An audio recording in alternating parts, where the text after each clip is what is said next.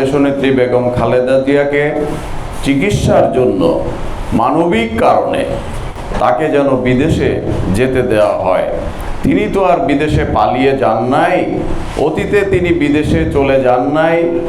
এইটাই তার মাতৃভূমি, এদেশেই তিনি থাকতে চান, এদেশেই তিনি বাঁচতে চান, এদেশেই তিনি মরতে চান।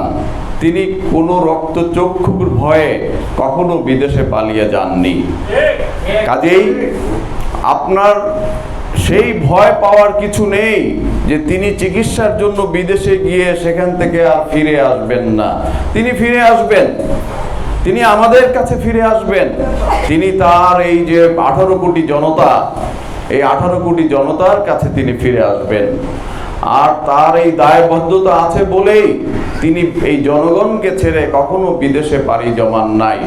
তার বিদেশে কোনো বাড়ি নাই, তার বিদেশে কোনো গাড়ি নাই, তার বিদেশে কোনো সম্পদ নাই, এমনকি বাংলাদেশেও তার কোনো বাড়ি এবং গাড়ি নাই। আপনারা খুঁজে দেখেন,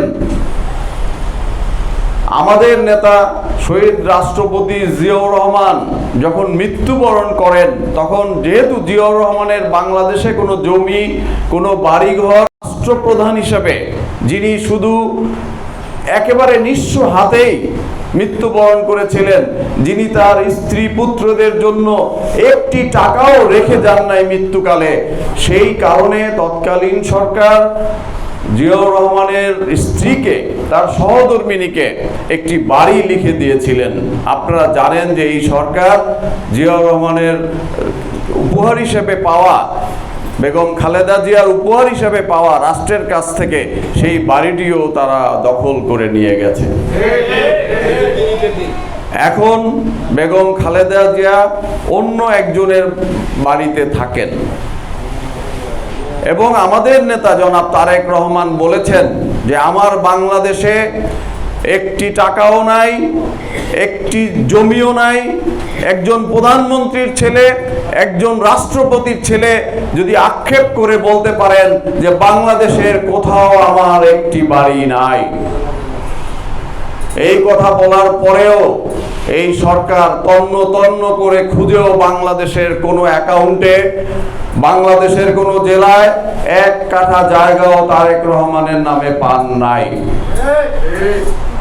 তবে বগুড়ায় যেহেতু তার পৈতৃক বাড়ি, জিয়াউর রহমানের এবং তারেক রহমানের বাড়ি যেহেতু বগুড়াতে তার গ্রামের বাড়িতে 6 বিঘা জমি তারেক রহমান সাহেবের নামে রয়েছে। এটা থাকতেই পারে, আপনার গ্রামের বাড়িতে আপনার বাড়ি থাকতে পারে, জায়গা থাকতে পারে, কৃষি জমি থাকতে পারে, সেই রকম কিছু কৃষি জমি তার রয়েছে।